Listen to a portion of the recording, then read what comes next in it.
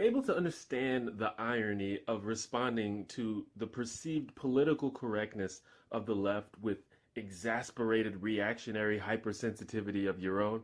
If I really made videos of how I react when I see stupid social justice warrior things, it would just be like,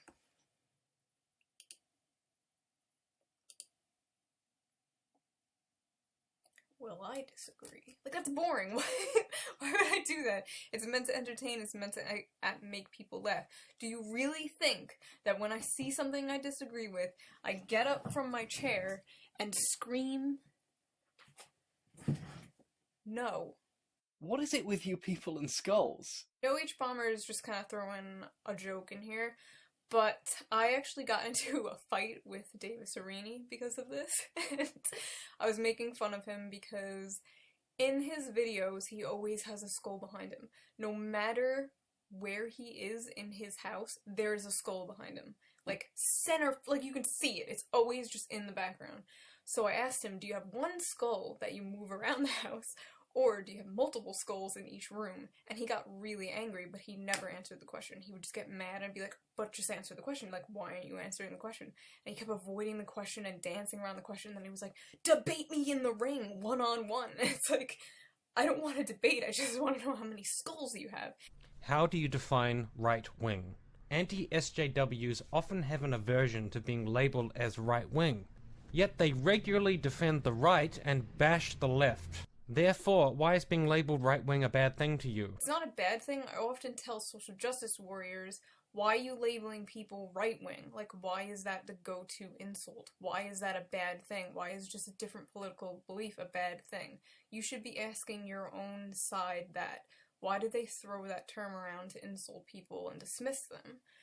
I don't like being called right-wing because I'm not right-wing. I'm actually pretty liberal, pretty left-leaning. People know me, they know I am.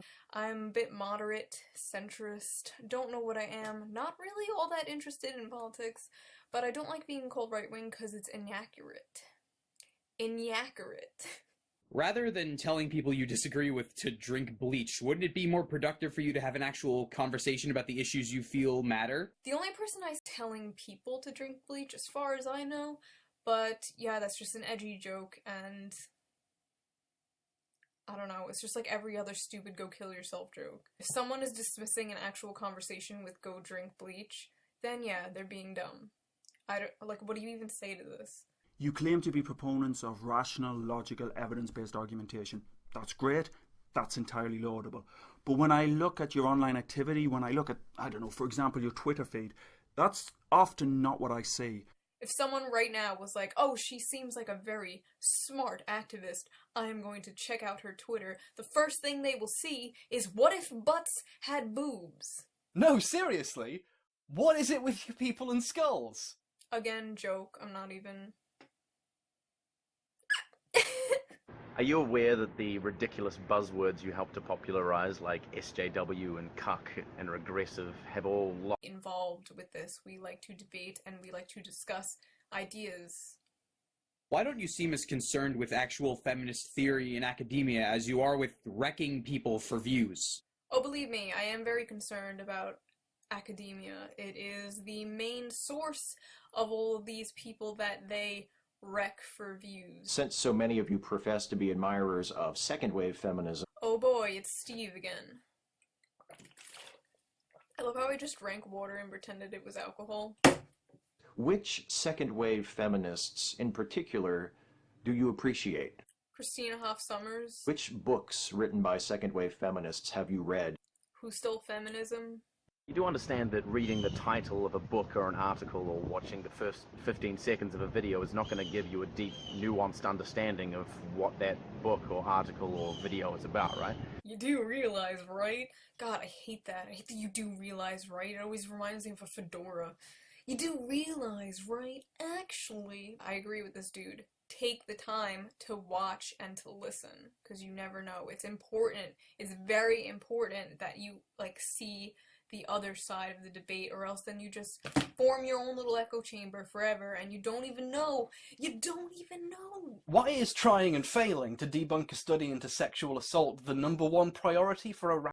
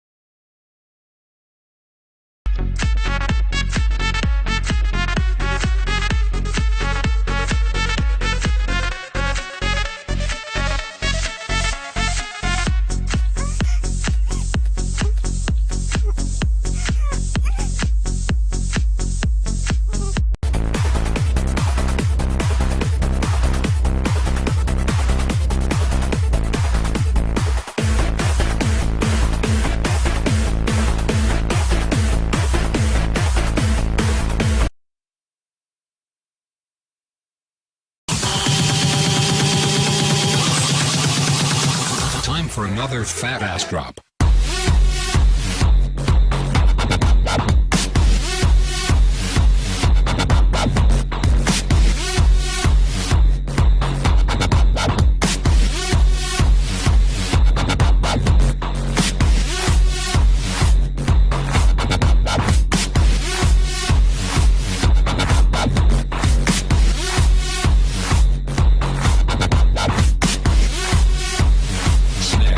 Can't get enough.